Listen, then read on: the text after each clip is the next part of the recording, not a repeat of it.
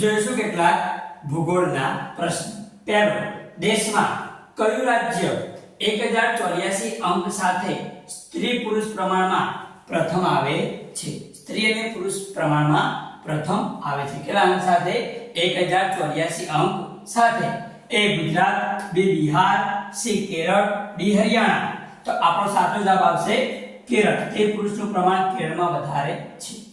બીજો પ્રશ્ન, અરુણાચલ પ્રદેશમાં વસ્તી ગીતા કેટલી છે? અરુણાચલ પ્રદેશ જે રીતે આગળ વસ્તી ગીતા કેટલી છે?